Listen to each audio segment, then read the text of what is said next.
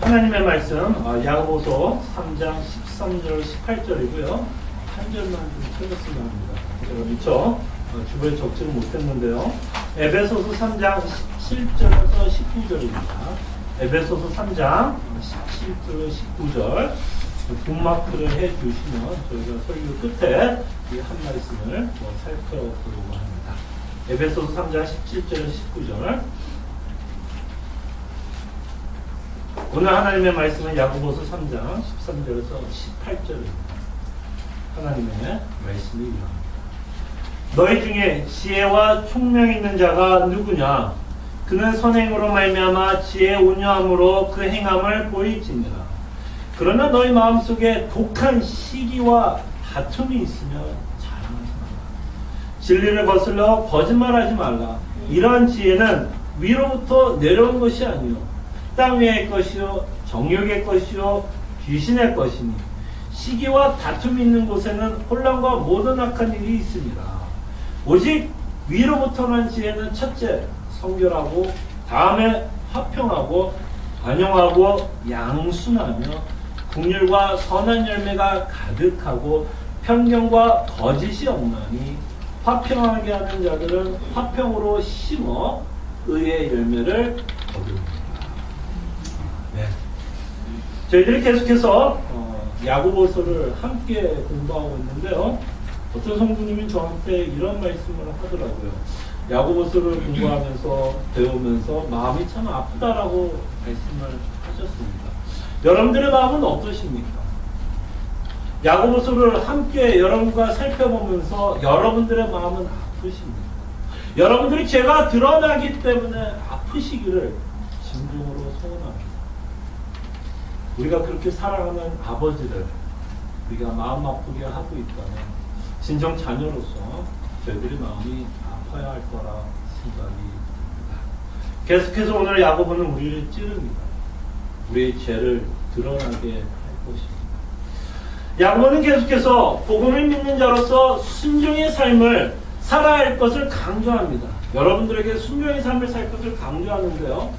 복음을 믿고 있는 자들 자신의 정체성을 명확하게 이해해야 합니다. 우리가 누구인지, 우리가 어느 나라에 속했는지 이것을 명확하게 이해를 해야만 하나님이 원하는 삶을 살 수 있습니다. 야고보는 저희들에게 이렇게 말씀했습니다. 무화과 나무가 감람 열매를, 포도나무가 무화과 열매를 맺을 수 없다라고 말씀하셨습니다. 너무나 당연한 자연 이치죠. 무화과 나무면 당연히 무화과 열매를 맺어야 된다는 것이고, 포도나무면 당연히 포도 열매를 맺어야 한다는 것입니다. 예. 그래서 우리가 누구인지를 명확하게 알 때 그 정체성에 맞는 그 열매를 맺고 살아가야 된다는 것. 여러분들이 누구인지를 명확하게 아시기를 바랍니다. 그래서 야고보는 우리가 누구인지를 이렇게 설명합니다. 우리가 좀 익숙하지 않는 단어로 사용하는데요. 우리가 누구인지를 표현하고 있는데 15절을 보면 이런 표현을 합니다. 이러한 지혜는 위로부터 내려온 것이라고. 위로부터 내려온 것. 그 다음에 17절에서 보아도 위로난 지혜는. 그래서 우리가 어떤 지혜를 갖고 있는데 그 근원지가 위에 있다고 말합니다. 위에. 이 말은 우리에게 새로운 생명을 주고 있는 근원지를 생각하시면 좋을 것 같아요. 우리에게 새로운 생명을 주고 있는 근원지. 우리가 어디로부터 태어났습니까? 하늘로부터 태어난 자들, 하나님의 나라로부터 태어난 자들, 성령 하나님으로부터 태어난 자들이라고 말씀을 합니다. 요한복음을 보면 예수님이 니고데모를 만나면서 이런 말씀을 해요. 우리가 거듭나야 된다고 말합니다. 거듭나야 된다고 말을 했을 때 이 말에 직역하면요, 위에서 태어난다라고 표현합니다. 직역을 하면 위에서 태어나야 된다라고 합니다. 이렇게 위에서 태어난 자들은요, 특징이 뭐냐면 하나님의 나라를 보게 될 것이라고 말합니다. 그래서 요한복음 3장 3절 여러분들이 갖고 있는 주보에 보시면 제가 적어놨습니다. 예수님이 니고데모에게 뭐라고 말씀하시냐면 예수께서 대답하여 이르시되 진실로 진실로 내게 이르노니 사람이 거듭나지 아니하면 위에서부터 태어나지 아니하면 성령 하나님으로부터 태어나지 아니하면 하나님의 나라를 볼 수 없느니라고 말씀합니다. 그러므로 우리가 거듭났다면 성령 하나님으로부터 새로운 생명을 얻게 되었다면 위로부터 새로운 생명을 받고 있다면 예수님이 말씀합니다. 너희들은 하나님의 나라를 볼 것이라 말씀합니다. 여기서 하나님의 나라를 본다는 의미는 육체적으로 우리가 눈을 갖고 시력을 갖고 하나님의 나라를 본다는 의미는 아니겠죠. 상징적인 의미고 비유적인 의미입니다. 여기서 너희가 거듭나면 위로부터 태어나면 하나님의 나라를 볼 수 있다라는 말의 상징적인 의미는 무엇입니까? 예. 이렇게 거듭난 자들은 하나님의 나라에 속한 하나님 나라의 시민, 그의 백성인 것을 말씀합니다. 사도 바울도 빌립보서의 3장을 보면 끊임없이 우리가 하늘의 시민권을 갖고 있다고 표현합니다. 믿는 자들의 정체성, 아이덴티티, 우리의 시민권이 하나님의 나라에 속했다라는 것을 여러분과 저는 명심해야 됩니다. 그러므로 우리가 하나님의 나라에 속했다라면 그 나라에 맞는 법이 있을 거 아닙니까? 어느 나라든 그 나라에는 법이 있습니다. 그리고 그 나라의 시민이고 그 나라의 백성이라면 그 법을 순종하면서 살아가는 건 너무나 당연한 이치입니다. 그렇죠. 여러분들이 미국 사람이기 때문에 미국 사람이라면 혹시 영주 패스도 아직 영주권을 갖고 있다. 저는 아직 한국 사람이지만 혹시 여러분 중에 미국의 시민권을 갖고 있다면 당연히 여러분들이 미국에 살고 있기 때문에 미국의 법을 지키는 건 너무나 당연한 이야기입니다. 그렇게 그것과 마찬가지로 여러분들과 제가 하늘로부터 거듭나서 하나님의 나라에 속했다라면 그 나라의 법을 지키면서 사는 건 너무나 당연한 이야기예요. 이상한 이야기가 아닙니다. 그죠? 그러면서 야고보는 그 나라에 속한 최고의 법이 뭐라고 얘기했어요? 최고의 법, the lawyer law라고 표현했던 그 법. 내 이웃을 내 자신과 함께 사랑하라는 이 법. 바로 그 하나님의 나라에 속한 자들이 마땅히 지키면서 살아가야 된다는 것입니다. 우리의 정체성은 여러분과 저는 명확하게 이해합니다. 비록 우리가 미국에 살고 있지만 저희들의 정체성은 하나님의 나라에서 찾아야 한다는 것입니다. 그래서 그 정체성에 맞는 삶을 야고보는 살라는 거예요. 다른 얘기 아닙니다. 그래서 야고보는 이렇게 말합니다. 너희 중에 지혜와 총명이 있는 자가 누구냐? 너희들이 지혜롭고 총명이 있다라고 말했을 때 어떤 지식적인 내용을 말하지 않습니다. 그죠? 마귀도 지식을 갖고 있었어요. 마귀도 한 번 하나님인 것을 믿고 떨었습니다. 그러나 마귀가 하지 못한 건 뭐였어요? 불순종이었어요. 끊임없는 불순종. 그랬을 때 하나님이 우리에게 요구하는 삶은 끊임없는 순종입니다. 그래서 야고보가 너희 중에 지혜와 총명이 있는 자가 누구냐는 지식적으로 아는 교리가 아닌 그 지식으로 말미암아 그 가르침으로 말미암아 나타나는 행동, 순종이라고 말씀합니다.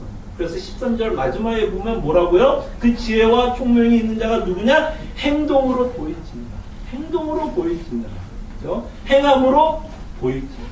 너의 순종함으로 너희가 지혜롭고 총명하다라는 것을 보이라고 말씀을 합니다.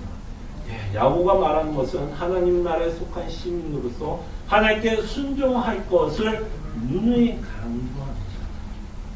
그러면서 이렇게 지혜와 총명을 가진 자들의 모습이 어떤 식으로 나타나냐면 13절에 더 기록합니다. 그는 선행으로 말미암아 지혜의 온유함으로 그 행함을 보이지나 그냥 행동이 아니죠. 어떤 모습으로 나타내야 됩니까? 성품적으로 나타난다는 거예요. 우리 안에 있는 새로운 성품이 우리의 삶 가운데 순종하는 모습 가운데 나타나야 된다는 것이죠. 어떤 성품이죠? 온유함. 이 온유함이라고 말을 하면서 여러분 생각나는 분이 누구십니까? 온유함은 생각나는 분이 누구예요? 예수. 그는 자신의 성품에 대해서 이렇게 말씀합니다. 마태복음 11장 29절을 통해 나는 마음이 온유하고 겸손하니 나의 멍에를 메고 내게 배우라. 그러면 너희 마음이 힘을 얻으리라. 뭘 배우라는 거야? 그 온유한 마음, 겸손한 마음. 이것을 누차 제자들에게 당부하면서 이것을 배우라고 합니다. 여러분, 이것이 얼마나 영광스러운 삶입니까? 이게 무슨 영광입니다. 생각해보세요. 우리가 누구처럼 살 수 있다는 얘기고, 예수 그리스도처럼. 예수 그리스도처럼. 이것만큼 큰 영광이 어디 있고, 이것만큼 큰 특권이 어디 있습니까? 우리 같은 죄인들이 이제는 새로운 생명을 얻어 예수 그리스도처럼 살아갈 수 있다는 것. 이것을 우리가 최고의 영광으로 삼고 살아가기를 진심으로 원합니다. 그래서 야고보는 계속 말씀합니다. 그러면 우리의 정체성에 맞지 않는 삶은 어떤 모습일까? 우리의 정체성에 맞지 않는 삶을 통해서 반대로 살면 하나님이 원하는 삶이 되겠죠. 그죠? 그럼 우리 정체성이 맞지 않는 삶은 뭘까요? 하나님께 순종하지 않는 삶은 어떤 모습으로 나타날까요? 14절에 그 답을 말씀합니다. 우리 정체성과 전혀 어울리지 않는 우리의 모습. 14절. 그러나 너의 마음속에 독한 시기와 다툼이 있으면 자랑하지 말라. 진리를 거스려 거짓말하지 말라. 이 너희는 누구예요? 너희는 누구예요? 야고보가 말하는 너희는 뭐예요? 내 사랑하는 형이지. 누구입니까? 믿는 자들이에요. 믿는 자들. 예수 그리스도의 은혜를 받은 자들, 하나님의 나라에 속한 하나님의 시민들, 백성들을 지금 야고보는 말합니다. 그런데 너무나 안타까운 건 이렇게 하나님의 은혜를 받은 자들이 아직도 이 땅에 살아가면서 어떤 마음을 품고 살아간다라고 말합니까? 독한 시기와 다툼이 있다는 것입니다. 다시 한번 야고보는 우리 마음의 문제를 제기합니다. 다시 말씀드려서 우리의 죄성을 다시 한번 끄집어냅니다. 이 부분에 대해서 우리는 참 마음이 아파야 된다고 생각이 듭니다. 그래서 우리가 시기라는 말을 좀 생각해 보려고 합니다. 시기. 자, 시기라는 원래 말의 뜻은요, 열심이라는 뜻이 있어요. 열심.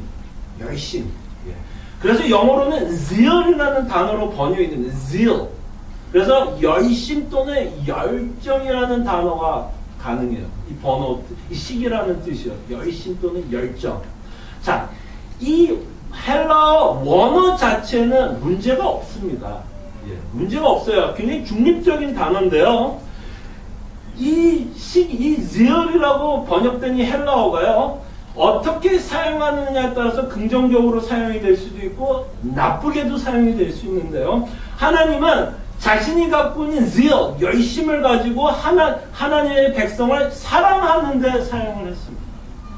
그죠? 하나님의 이스라엘을 열심히 사랑했습니다. 그 열심히 사랑했을 때도 zeal이라는 단어를 써요. zeal. 정말 열심을 사랑했다.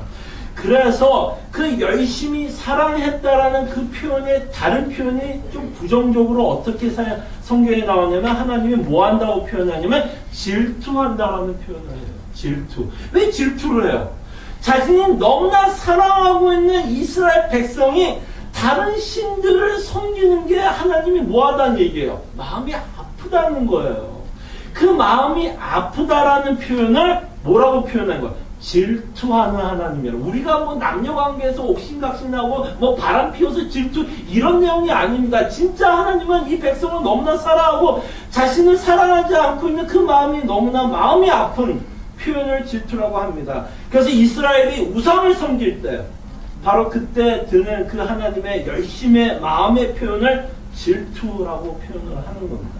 자, 그런데 이 zeal, 열심이라고 말하는 이 단어가 야고보는 부정적인 의미로 사용해요. 부정적인 의미로 사용되는 걸 알 수 있죠. 무슨 시기라 그래요? 독한 시기라는 말을 쓰면서 이 zeal, 열심이 독했다라는 표현입니다. 독한 열심. 그래서 지금 야고보가 말하는 이 독한 열심이 어떤 열심이냐면 그 열심이 자기 중심적으로 사용될 때 시기라는 단어를 사용합니다. 시기. 그래서 이 시기라는 말은 열심히 무엇을 하고 있는 모습을 말씀하고 있냐면 내 중심적으로 살아가는 모습을 시기한다라는 표현을 쓰는 거예요. 우리는 열심을 다하는데 뭘 열심을 다하냐면 내 중심적으로 살아가는 모습, 내 중심 이기적인 마음의 모습을 시기라는 단어로, 열심이라는 단어로 야고보가 사용합니다. 우리는 뭐에 대해서 열심이라고요? 나에 대해서 열심입니다. 나에 대해서. 그래서 내 중심적으로 열심히 살 때의 모습을 지금 야고보는 시기, 그리고 이 시기는 독하게 나옵니다. 독하게 나옵니다. 생각해보세요. 인간이 갖고 있는 시기하는 마음은요, 자신에 대한 열심은요, 어떤 식으로 나타날 수밖에 없냐면요, 많은 경우가 내 주장이 참 맞다라고 생각이 들 때가 참 많아요. 이상합니다. 언제나 어떤 문제에 있어서 이야기를 하면 꼭 내가 맞다라는 생각이 들어요. 그래서 뭘 하게 돼요? 나와 생각이 다른 사람을 만나게 되면 당연히 무슨 일이 벌어져요? 논쟁이 벌어질 수밖에 없어요. 네. 인간의 갈등의 요인은 뭐예요? 다 누구에 대한 열심 때문에, 다 나에 대한 열심 때문에 갈등이 생깁니다. 인간의 갈등의 시작은 다 내 중심이고, 나에 대한 열심 때문에 인간 안에서 갈등이 생기는 것을 보게 됩니다. 가끔 가다가 이제 누구랑 이제 이야기를 하다 보면 갈등이 있는 사람들의 이야기 들으면 좀 이렇게 표현을 해요. 어떻게 표현하냐면, 물론 모든 일이 자기가 잘했다라는 말로 표현하지는 않습니다. 이렇게 얘기해요, 목사님. 물론 나도 좀 잘못한 건 있겠지만, 요거는 굉장히 흐립니다. 흐려요. 네. 너무 저 사람만 잘못했다고 얘기하면 그것도 좀 양심이 찔리니까, 그래도 뭐, 목사님 저도 뭐 잘못한 거 있겠지만, 1시간 동안 이야기하면 자신이 잘못했다는 이야기는 1초 얘기하고 나머지 59분은 다 무슨 얘기하는 거야? 무슨 얘기하는 거야?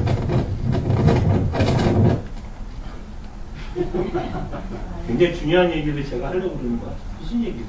다 남이 잘못했다는 거죠. 다 남이 잘못했다는 거죠. 물론 남이 잘못할 수도 있겠죠. 이게 바로 우리 중심. 이게 바로 사도 야고보가 말하는 시기하고 있는 모습입니다. 내 중심으로, 지구가 내 중심으로 돈다고 생각을 들어요. 열심히 자신만을 생각하고 우리는 살아가고 있기 때문에요, 우리 안에 인간관계 안에서 참 불편할 때를 많이 경험합니다. 이 시기하는 마음은요, 많은 경우 어떻게 나타나요? 자신이 옳다라는 식으로 나타나요. 한 번도 자신이 틀렸다라고는 생각을 못합니다. 한 번만이라도 자신이 틀렸다라고 생각을 하면 갈등이 금방 이렇게 와해될 수도 있는데 그 생각이 안 나요. 그리고 이 자신이 옳다는 생각 가운데는 뭐가 있냐면 언제나 내가 잘났다라는 거예요. 내가 잘났다라는 거예요. 언제나. 너보다는 내가 똑똑하고, 너보다는 내가 학교는 더 학벌은 길고, 내가 너보다 오래 살았고, 무조건 뭐야? 내가 너보다 잘났다라는 거예요. 모든 초점이 다 나에게 집중돼야 돼요. 그래서 소위 시쳇말로 말하면 무슨 병이냐면 이거를 공주병이라고 해요. 여러분들이 공주병을 갖고 사는 한 다 그게 무슨 마음이에요? 시기하는 마음. 시기하는 마음. 우리는 다 공주병에 걸려서 삽니다. 공주병. 지금 이 설교를 들으면서도 아마 남이 다 잘못했다고 생각할 거예요. 그래도 나는 맞다라고 생각하면서 이 자리에 앉아 있을 겁니다. 그게 바로 공주병 징후예요. 나는 아닐 거야 라고 생각하고 있다면 이 자리에서 지금도 나는 아닐 거야 목사님. 그게 바로 공주병이라는 거예요. 그게 바로 지금 사도 야고보가 말하는 시기하고 있는 마음, 악한 마음. 이렇게 자기 중심적으로 살아가니 남에 대한 배려가 나올 수 있을까? 남에 대한 생각이 나올 수 있을까요? 남을 사랑할 수 있을까요? 예수 그리스도의 온유함이 나올 수 있을까요? 예수 그리스도의 겸손이 나올 수 있을까요? 그렇게 우리는 교만에 쌓여있는데 어떻게 겸손하게 살아요? 절대로 못 살죠. 그럴 때 야고보가 얼마나 강하게 얘기합니까? 이렇게 너희가 독한 시기의 마음을 갖고 살 때 자신을 자랑하지 말라라고 얘기합니다. 자신이 자랑하지 말라는 거예요. 무슨 말이에요?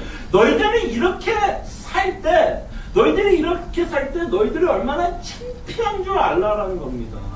우리 정체성에 전혀 어울리지 않는 삶을 우리가 살고 있다라는 거예요. 내 중심적으로 살 때, 모든 것을 내 중심적으로 생각할 때 너는 너의 정체성에 맞지 않는 삶을 살아간다라는 것입니다. 여러분 안에 진리가 들어가서 여러분들이 하나님의 나라에 속한 자인데 독하고 시기를 하면 여러분 안에 진리를 거스리는 삶, 거짓된 삶을 살아간다라는 것이죠.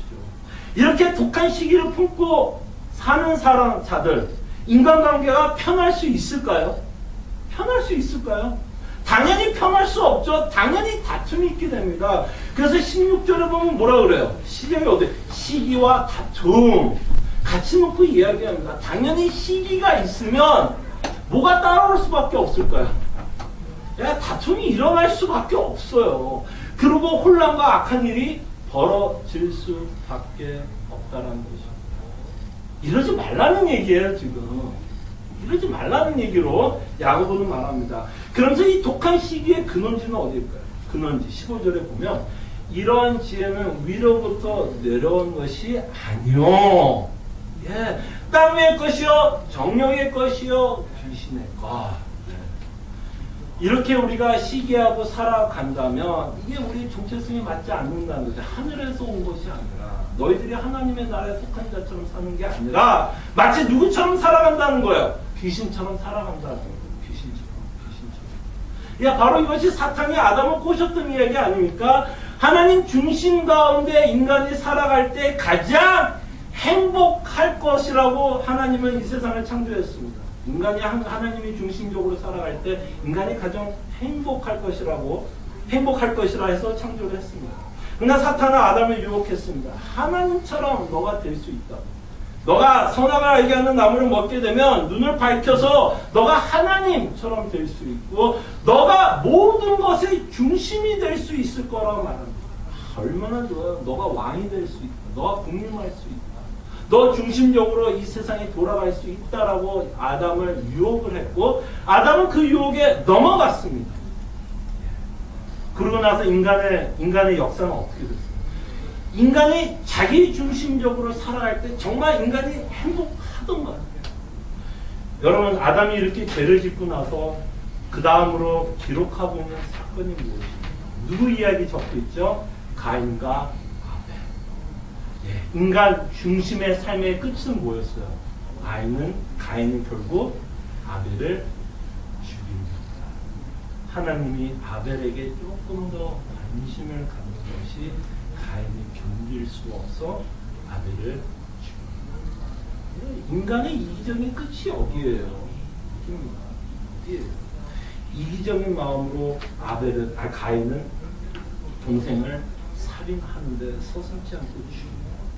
물론 우리는 가인처럼 깡은 없어요. 용기는 없어요. 죽이지는 못해요. 그래서 우리는 뭘로 죽여요? 일단 우리 마음으로 죽이죠. 안 보고 있을 때. 아니면 다른 친구들하고 모여서 수군수군하는 거, 비방하는 걸로 상대를 죽입니다. 아니면 조금 더 깡 있는 사람은 이제 뭘로 죽여요? 혀로 죽여버립니다.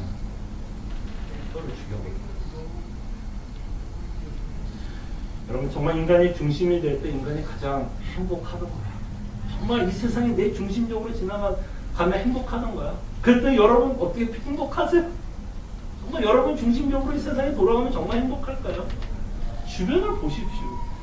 주변을 보세요. 여러분 살고 있는 주변을 보십시오.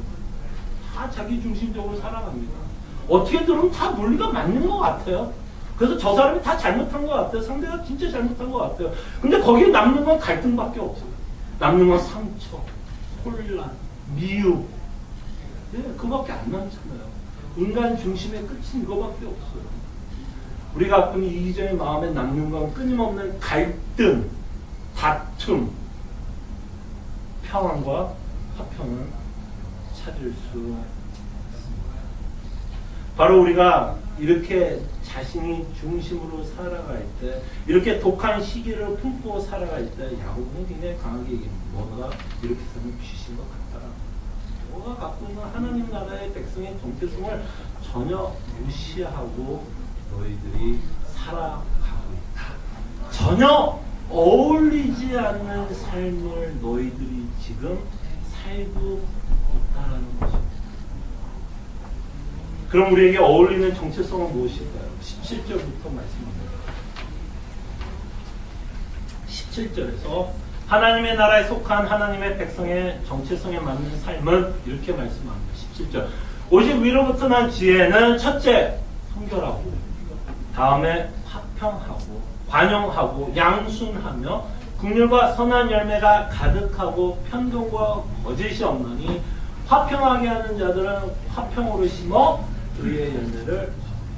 그래서 첫째로 야고보는 성결, 거룩한 삶, 이 세상과 구별되는 삶, 이 세상의 가치관을 쫓아가는 삶이 아니라 이 세상의 가치관을 역행하면서 싸우면서 사는 삶, 예수 그리스도를 최고의 가치로 여기고 사는 삶, 예수 그리스도가 나에게 최고의 복이라고 생각하고 사는 삶, 그래서 예수 그리스도를 말미암아 위로를 받고, 그래서 마음이 넉넉한 자, 마음이 여유로운 자, 바로 이것이 하나님의 나라에 속한 자들입니다. 그 대표적인 예가 누구죠? 제가 가장 대표적으로 많이 있는 예를 듭니다. 사도 바울. 감옥에 갇혀 있으면서도 얼마나 여유로웠어요. 뭐라고 고백하죠? 나는 자족하다. 나는 자족하다. 나는 만족하다. 나는 기쁘다. 나는 행복하다. 그래서 감옥에 갇혀 있는 자가 감옥 밖에 있는 자들에게 뭐라고 그래요? Rejoice. 기뻐하라. 그 다음에 화평하라고 말합니다. 다음에 화평하고. 여기서 화평이라는 단어는 loving peace예요. loving peace. 평화를 사랑하는 자. 우리는 평화를 유지하는 자들이 되어야 돼요. 믿는 자들은요, 평화를 유지하는 자들이 되어야지 갈등을 유발시키는 자가 되면 안 됩니다. 갈등의 근원지가 되면 안 돼요. 그런데 안타깝게도 우리는 이런 모습을 너무 많이 봅니다. 교회 안에 있는 문제를 보면 다 뭐예요? 믿는 자와 믿는 자들끼리 싸우는 이야기 아니에요. 그 안에 정말 교회를 우리가 보면 그 안에 평화가 있고 화평이 있고 평안이 있어야 돼. 교회 우리가 듣는 소식, 제가 가끔 농담을 합니다. 무소식이 희소식이에요. 교회에 대해서 아무 소식을 안 들으면 그게 희소식이에요. 저한테 누가 와서 목사님 그 어떤 교회 소식에 대해서 들었어요? 라고 하는 순간 무슨 얘기야? 다 나쁜 이야기야. 다 나쁜 얘기야. 뭐 목사가 이랬다, 뭐 저랬다, 뭐 했다, 안 했다. 무소식이 희소식입니다. 그래서 저는 시애틀 남북교회가 아무 소문이 없기를 바라요. 아무 소문이 없기를 바랍니다. 무소식이 희소식입니다. 근데 우리가 그런 얘기를 들으면 뭐야? 다 믿는 자들이 뭐야? 갈등이 그런 다 믿는 자들. 목사도 그렇고 장로도 그렇고 집사도 그렇고 평신도도 그렇고 다 갈등을 유발하는 자들이 됩니다. 갈등을 유발시키는 자가 됩니다. 화평을 이루는 자가 아니라 오히려 더 그 고를 깊게 만드는 그 일에 믿는 자들이 다 열심을 부리고 있다라는 참 안타까운 일인 것을 저희들이 보게 됩니다.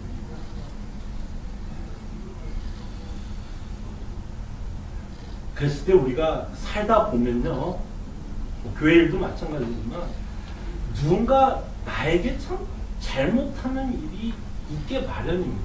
그렇죠? 아니 우리가 다 시기하는데 당연히 시기하는 사람들이 이곳에 모였으니 잘못하는 일이 있다 없다? 당연히 있죠. 그래서 여러분 이런 말 할 필요 없어요. 아니 저 사람이 나한테 이럴 수 있어. 장로가 이럴 수 있어. 저 목사가 이럴 수 있어. 그럼 여러분들은 인간이 갖고 있는 죄성을 제대로 이해한 거 아니에요. 여러분들이 정말 인간의 죄성을 제대로 이해하고 있으면 저 사람은 충분히 나한테 그럴 수 있다라고 인정을 해야 돼요. 예. 저 사람이 나를 아프게 한다는 건 너무나 당연한 건데 왜? 믿는 자들 안에도 뭐가 있기 때문에? 시기하는 마음이 있기 때문에, 자기 중심적이기 때문에 여러분들이 아무리 목사는 그러면 안 되지, 장로는 그러면 안 되지, 얘 그러지 않으면 얼마나 좋겠어요. 저도 그러고 싶지 않습니다.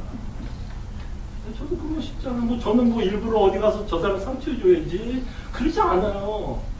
살다 보니까 저의 논리도 어디 쪽으로 흘릴 수밖에 없어요. 제 중심적으로 갈 수밖에 없어요. 그럼 누가 여러분들이 힘들게 하고 상황 시험을 들게 하면 맞아, 당연한 일이지. 당연한 일이지. 당연히 저 사람이 시기하는 건 너무 당연한 일이지. 그러면서 뭔 생각을 해야 돼? 이래서 우리가 예수님이 필요하구나. 야, 맞구나. 이래서 교회는 예수님이 필요하구나. 반대로 가면 안 돼요. 나 저 사람 때문에 예수 안 믿어가 아니라 저 사람도 저렇고 나도 저렇기 때문에 그래서 성경은 끊임없이 우리가 예수 그리스도가 필요하다라고 말씀을 하고 있구나. 로 가셔야 돼요. 로 가셔야 돼요. 예. 그래서 누가 너무 잘못을 하면 너무 열받지 마세요.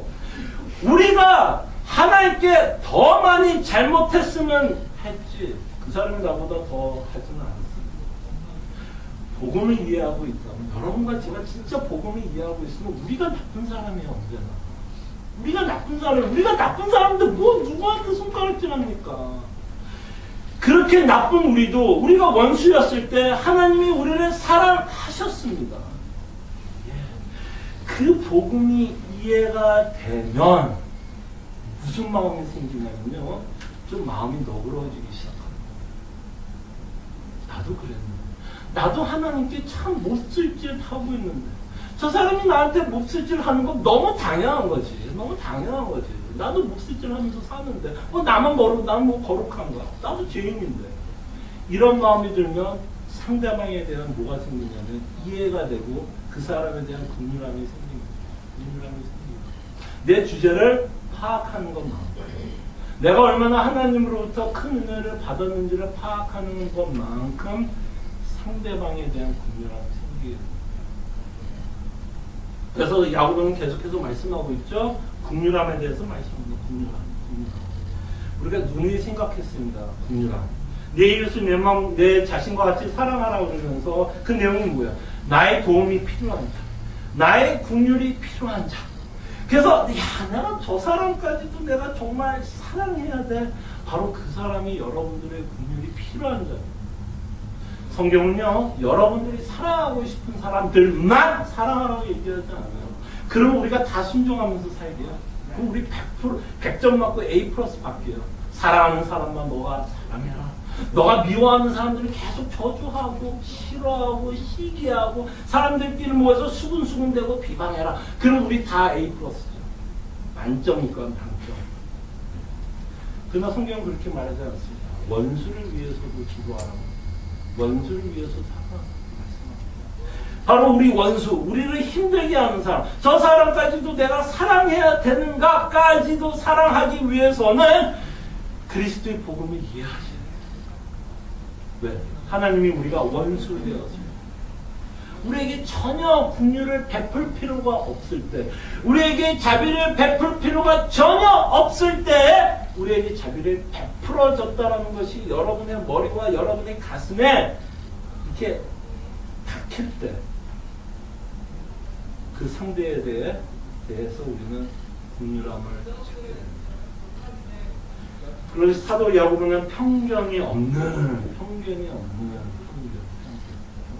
우리 편견 참 많이 갖고 있죠. 우리가 잘하는 것 중에 하나가요, 우리가 갖고 있는 기준과 잣대로 사람을 평가하는 겁니다. 우리 굉장히 잘해요.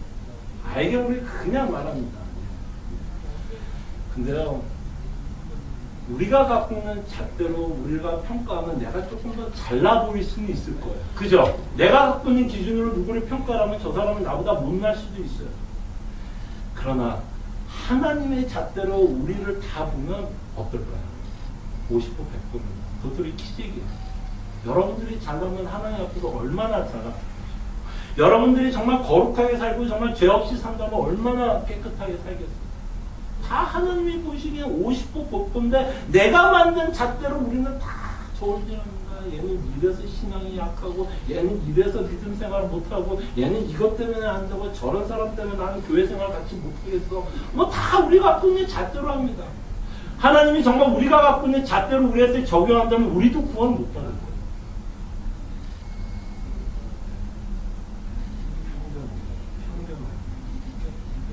제가 누누이 말씀드립니다. 우리는 편견을 갖고 있는 자들이면 안 돼요. 우리는 선입관을 갖고 있으면 안 돼요.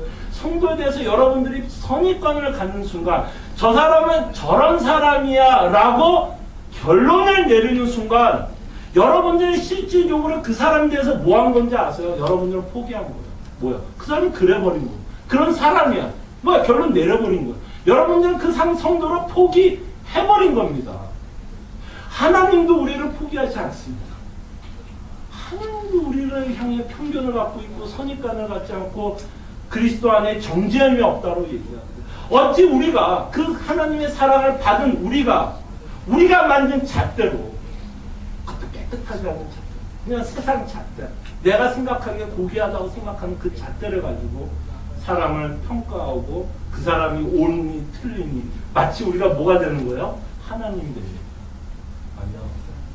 제가 여러분에게 누누이 말씀드렸고 저도 저에게 누누이 말씀합니다.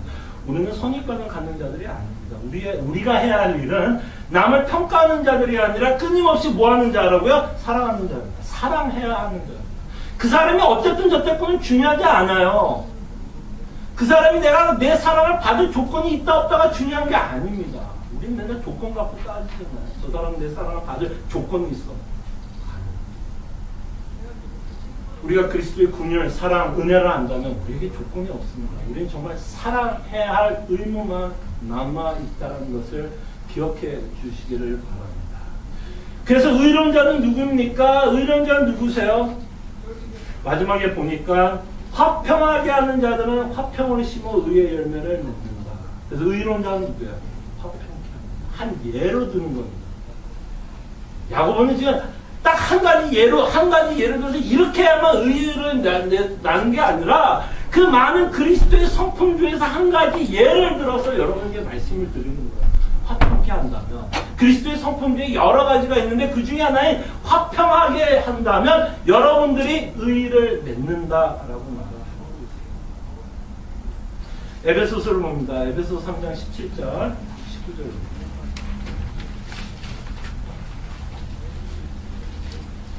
에베소 3장 17, 19를 보면 사도 바울이요 에베소 교회를 위해서 기도하고 있는 내용입니다. 이 기도하고 있는 내용 중에서 에베소 교인들이 가장 많이 아니면 깊이 알기를 원하는 게 있었어요. 정말 에베소 교인들이 이것을 깊이 깨달았으면 참 좋겠다라는 의미로 하나님께 기도를 합니다. 17절부터 보면 믿음으로 말미암아 그리스도께서 너희 마음에 계시게 하옵시고 너희가 사랑 가운데서 뿌리가 박히고 터가 굳어져서 능히 모든 성도와 함께 지식에 넘치는 그리스도의 사랑을 알고 그 너비와 길이와 높이와 깊이가 어떠함을 깨달아 하나님의 모든 충만하신 것으로 너에게 충만하게 하시기를 구하노라. 하나님이 여러분과 저에게 원하는 게 하나가 있다면 뭘까요? 이 구절을 통해서 뭘 원할까요? 딴 거 아니에요. 우리가 얼마나 하나님에게 사랑을 받고 있는 그 사랑을 깨닫기를 원한다고 얘기합니다. 근데 여러분 이 구절을 보면서 여러분들이 만약에 이런 마음이 든다면 우리 마음이 냉랭해진 거예요. 나 그 사랑 아닌데. 목사님 뭐 새로운 거 없어요? 만약에 여러분들이 그리스도의 십자가를 보면서 여러분 마음에 다 아는데 뭐 다른 거 이런 마음이 들면 벌써 여러분 마음이 식은 겁니다. 그리스도에 대한 사랑이 식어버렸어요. 왜? 사도 바울이 말하는 그 사랑이 뭡니까? 깊이와 너비와 높이를 알라는 거야. 이 말은 뭐예요? 비유적으로 뭐래요? 영원무궁한 사랑을 사도 바울이 이렇게 표현합니다. 그 십자가에 나타나는 사랑은 깊이와 너비를 측량할 수 없다라는 겁니다. 그 측량 없는 사랑에 우리가 지금 벌써 그게 다야. 그게 하나님이 원하는 그게 정말 다야. 라고 반응한다면 우리의 마음이 어쩌면 식어질 수가 있고 그렇게 마음이 식어진다면 우리의 마음은 당연히 딱딱해질 수밖에 없고 강팍해질 수밖에 없다면 우리가 옆에 있는 사람들에게도 어떻게 대할까? 당연히 우리의 딱딱한 마음, 우리의 강팍한 마음으로 옆에 있는 성도들을 대할 수밖에 없을 것입니다. 정말 그리스도의 사랑을 여러분 아십시오. 이 사랑을 알지 못하고서는요 하나님의 나라에 속한 자로서 살 수 없습니다. 이 사랑을 깨닫지 않고서는요 우리 중심적으로 살아가는 거에 벗어날 수가 없어요. 여러분과 저는 그 사랑 때문에 그나마 우리는 뭘 생각하냐면 그래 맞아 하나님의 뜻대로 살아야겠구나 라는 동기부여가 생긴다고요. 그러나 그 사랑이 식어지면 여러분들의 시기와 독한 시기는 여러분들을 계속 먹어쳐버릴 것이에요. 그래서 18절에 보니까 사도 바울이 원하는 게 뭐예요? 능히 모든 성도와 함께 지식에 넘치는 그리스도의 사랑을 알고, 이 그리스도의 사랑을 여러분 한 사람 한 사람만 알라는 게 아니에요. 그 사랑이 각자에게 넘쳐 흐르기를 원하는 거예요. 우리가 받은 그 사랑을 제발 옆에 있는 성도들에게 보여주라는 것입니다. 보여주라는 거예요. 자, 그럴 때 우리가 어떻게 하면 우리의 성도들에게 사랑을 보여줄 수 있을까요? 구체적으로 어떻게 하면 화평을 이룰 수 있을까요? 시간이 좀 지났지만 밀고 가겠습니다. 어떻게 하면 우리가 사랑을 좀 더 구체적으로 좀 나타낼 수 있을까요? 저희가 아침에 어저께 새벽 기도회 끝나고 좀 이거에 대해서 좀 이야기를 나눴는데요. 저희들이 좀 이 연습을 좀 해봤으면 좋겠어요. 우리 시애틀 남북교회에서는요, 사랑을 표현하는 것 중에 하나가 이렇게 해봤으면 좋겠어요. 먼저는 관심이라고 생각해요. 관심. 그랬을 때 두 가지를 한번 연습해봤으면 좋겠어요. 두 가지. 뭘 연습해보냐면요, 여러분들이 옆에 있는 성도들을 바라보면서 나는 이 성도 때문에 참 이래서 감사하다라는 걸 좀 한번 생각해보세요. 근데 아마 생각되는 거 별로 없을 거예요. 그게 생각되는 게 별로 없다라는 의미가 뭘까요? 관심이 별로 없다라는 거죠. 정말 생각해보세요. 정말 하나님의 백성들을 하나님께서 이렇게 모아줬다면 우리가 감사할 일이 없을까요? 성도를 바라보면서. 있을 거라는 생각이 듭니다. 그래서 좀 한 사람 한 사람의 약점을 바라보지 마세요. 우리는요, 그냥 냅두면요, 약점은 너무 잘 쳐져요. 가르쳐주지 않아도 이 사람이 이게 안 되고 저게 안 되고 저 사람 저래서 부족한 건 우리는 그냥 생각을 안 해도 그냥 보입니다. 근데 감사함을 찾는 건 여러분들이 조금 더 노력을 하셔야 돼요. 조금 더 그 사람에 대해서 관심을 가져야만 감사함을 찾을 수 있습니다. 그걸 찾으세요. 그러면 그 사람에 대해서 감사함은 여러분들은 어떤 모양으로도 표현하게 돼요. 말로 표현하든 무슨 모습으로도 표현하게 됩니다. 이래라서 참 감사하다는 말을 표현하게 될 겁니다.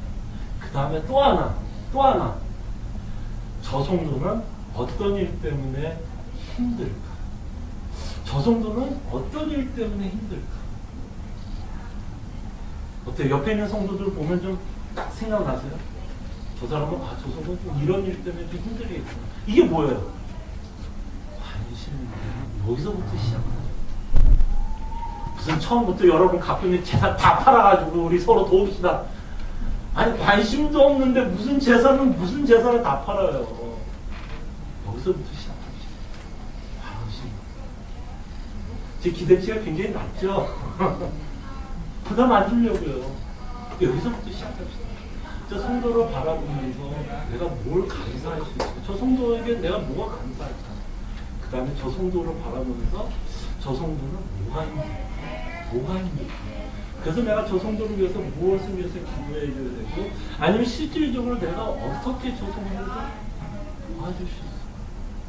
이것이 바로 사도 바울이 에베소 교회를 위해서 기도하는 모습이 아닐까 싶습니다. 넘치는 사랑. 그리스도의 사랑이 실질적으로 우리 가운데 어떤 모습으로 나타나야 될지. 바로 이럴 때 저희 교회는 화평을 지킬 수 있을 거라고 생각이 듭니다. 약점만 잘못된 것만 보면 당연히 논쟁이 벌어지고 싸움이 벌어질 수 있지만, 정말 그 사람의 감사함과 그 사람에 대한 힘든 것들이 계속 부각되고 보인다면 우리가 정말 그리스도의 사랑을 나눌 수 있고, 실질적으로 나눌 수 있고, 화평을 나눌 수 있을 거라고 생각이 듭니다. 여러분들은 누구입니까? 여러분들의 정체성은 뭐예요? 우리는 하나님의 나라에 속한 하나님의 백성입니다. 그 의미는 우리가 은혜를 받은 자들이고, 그 은혜로 말미암아 그 은혜에 합당한 삶을 살아갑니다. 그래서 우리는 갈등의 근원지입니까? 우리의 삶의 갈등의 근원지, 아니면 화평을 이루는 자들입니다. 우리의 정체성을 생각해 보시고 화평을 이루는 시애틀 한국교회 교인들 진심으로 소원합니다. 함께 기도합니다. 정말 기도합시다. 우리가 어떤 은혜를 받고 있는지 기억합시다. 하나님의 나라의 시민이 되기 위해선 하나님이 당신이 가장 아끼는 예수 그리스도를 저희들을 위해서 주고 있다는 그 복음의 은혜를 다시 한번 기억하게 해주시사 하나님께 감사의 찬양을 드립시다. 그리고 그 감사함으로 말미암아 우리 삶 가운데 우리가 화평을 이루는 자의 삶을 살아갈 수 있도록 우리가 함께 하나님께 기도했습니다.